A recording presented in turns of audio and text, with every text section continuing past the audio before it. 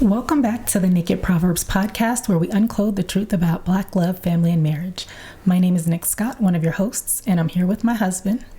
What's going on? It's your boy Rich, and today we are going to talk about pornography in marriage.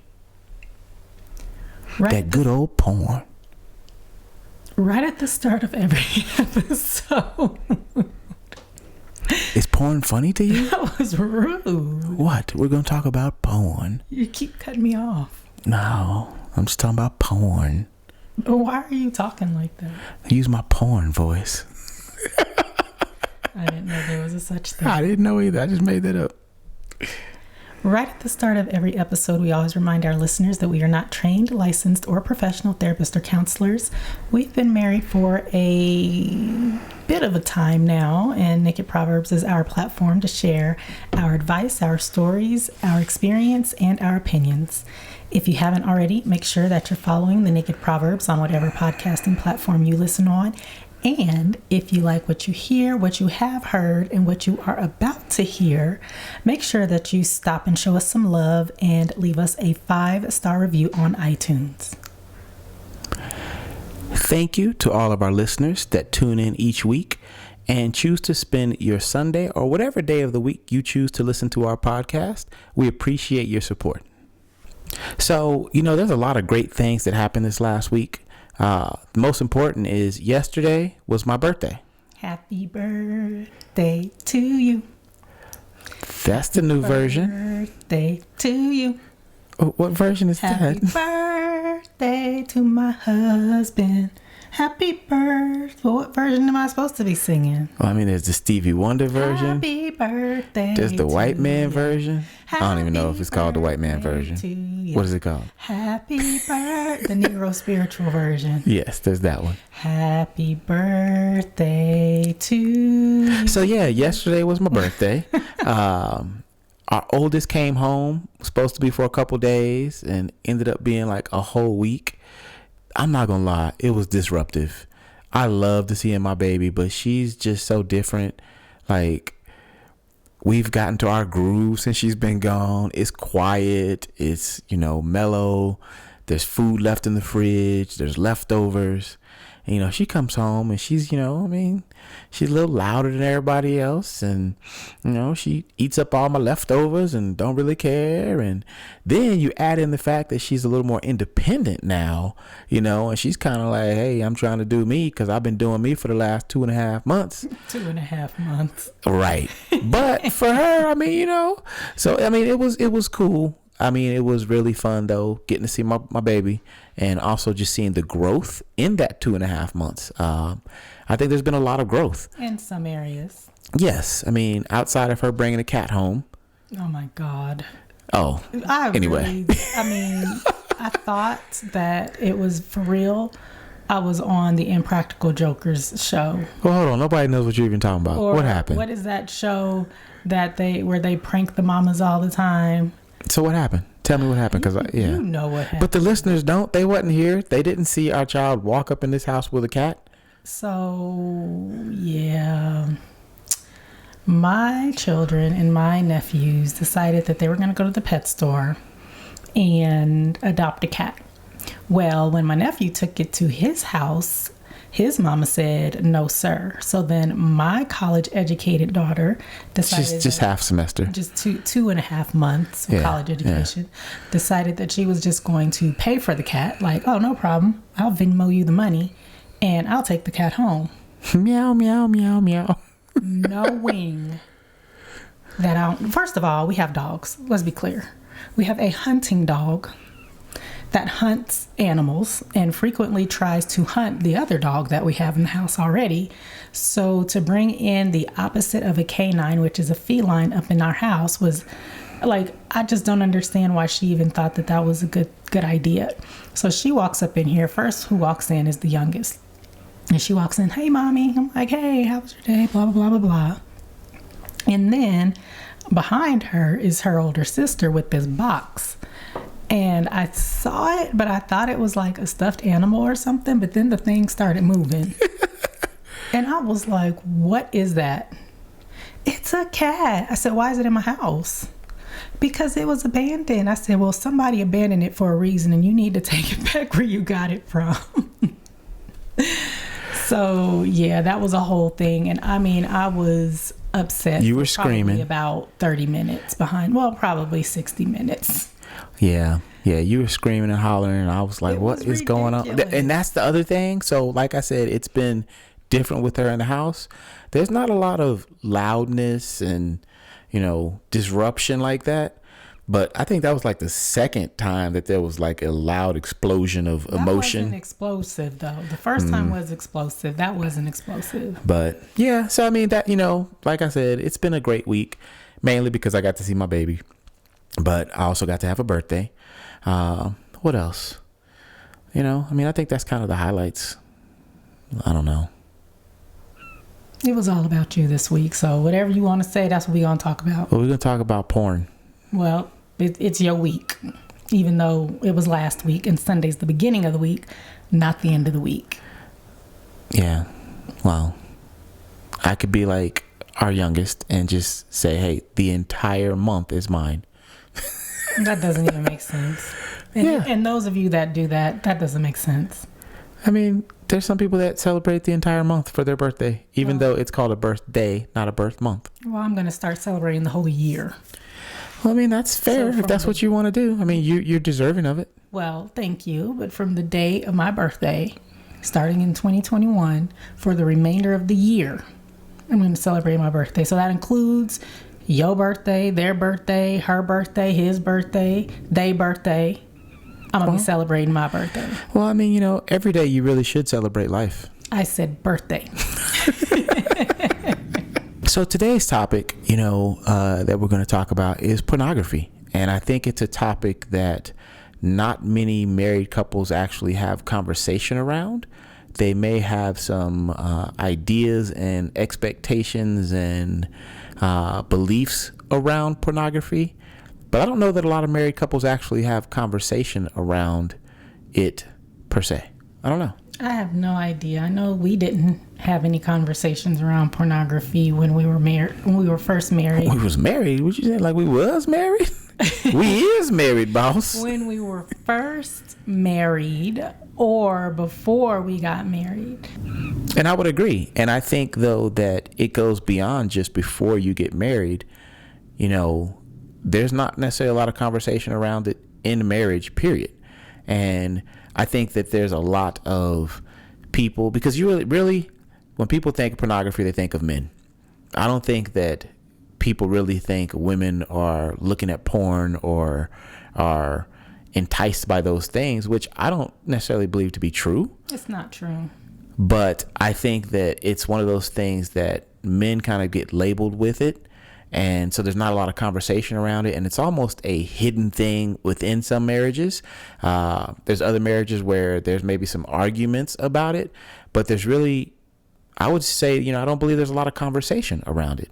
Well, I think the problem is that pornography is one of those things that if you look at it, if you watch it, if you have the magazines or whatever, it's always something that's hidden and something that you do in private. And because it's hidden and it's in private, then it's almost like it's a secret. Like, I'm going to keep this secret from my parents. If you're an adolescent, I'm going to keep this secret from my girlfriend or my fiance or my wife. And I think that right there is the root of the problem with pornography, because pornography in itself, I don't think is bad. I think it's an expression of sexuality, and some people like to watch it because that's what gets their thing going, then so be it. But the part about it that makes it bad is the secrecy and the secretiveness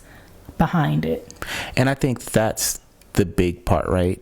Because before we can really even start to unclothe pornography, I think we have to decide, is it bad? Are there aspects of it that could be bad? Definitely. I've heard that there are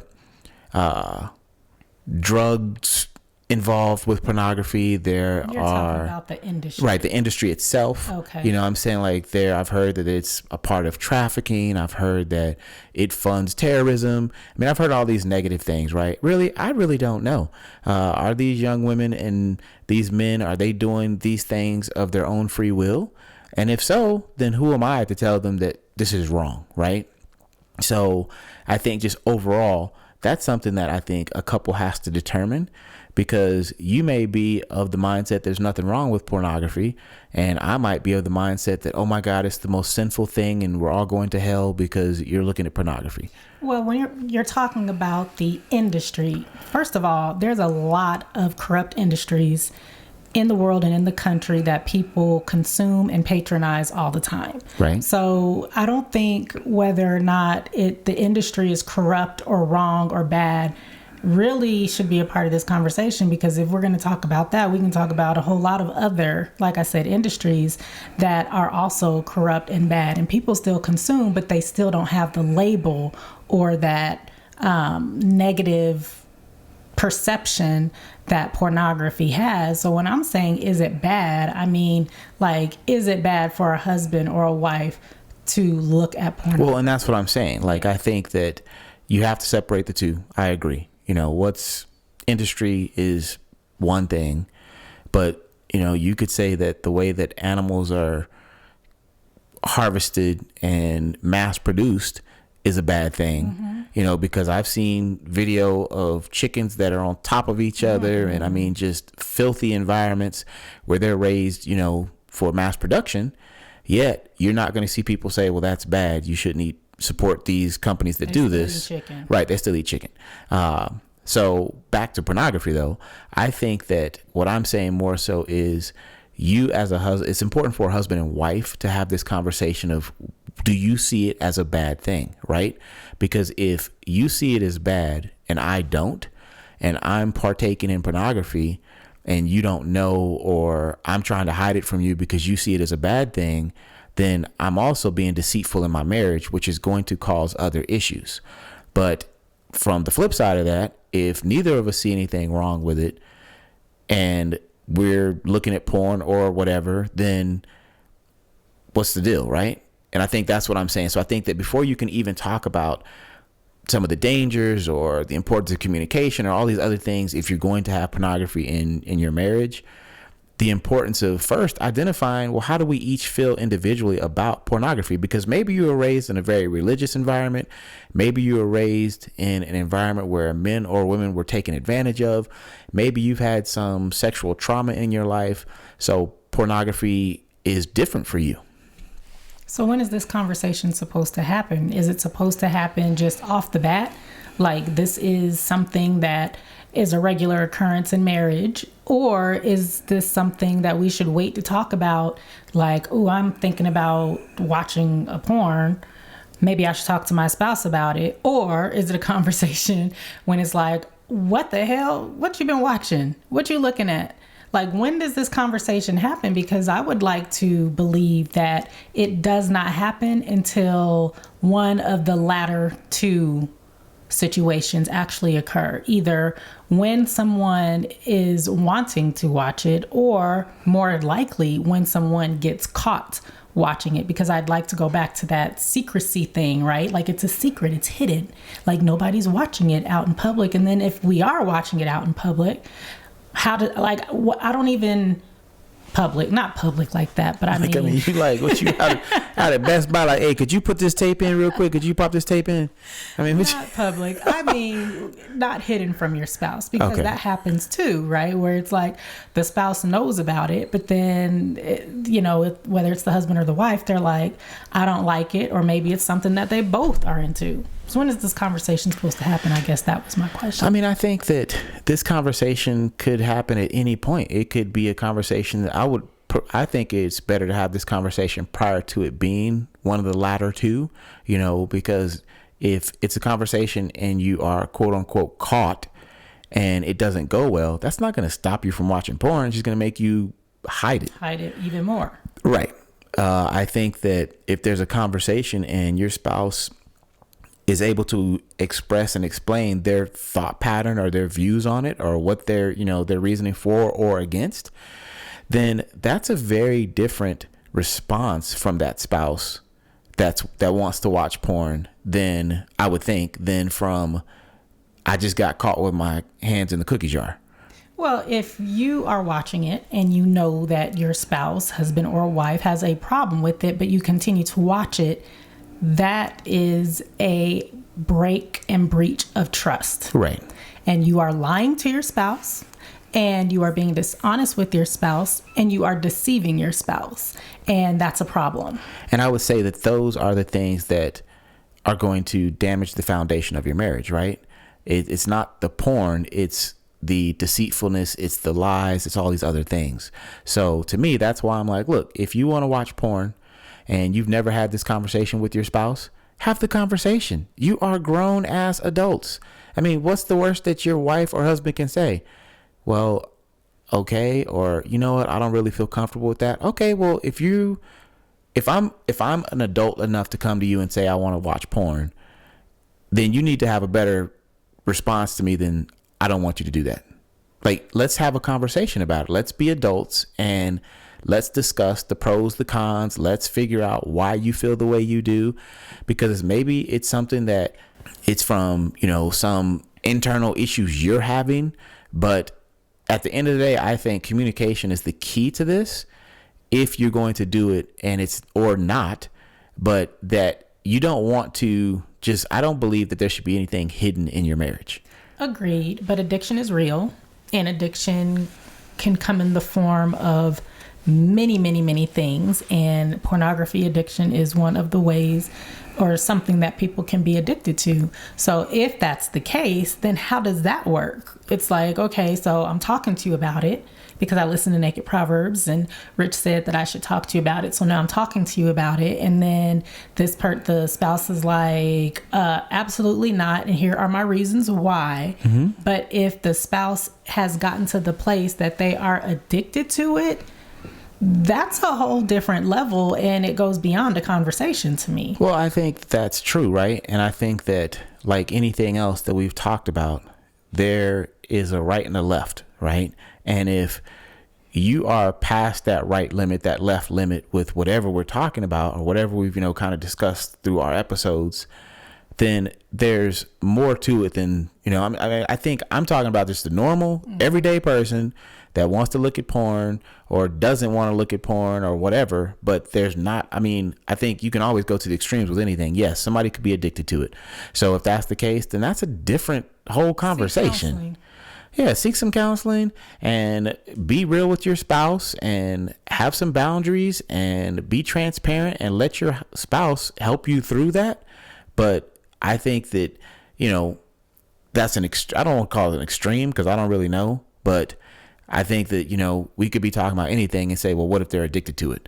Well, yeah, if somebody's addicted to something, I think that I'm talking specifically for this, though, because this is a thing, right? Sure, you can be addicted to whatever. You can be addicted to sugar. You can be addicted to reality TV, whatever it is. But I know that pornography is one of those things that people claim to be or can be addicted to. But besides the breach of trust and the deceit that could happen with pornography, what else is there? I think that if you are watching pornography, there's a reason. Like, are you watching it because you like it? Are you watching it because you wish your spouse would do these things? Like, what is it? And if it is that you wish your spouse would do whatever it is that you're seeing, doesn't that kind of create some unrealistic expectations about what to get from your spouse?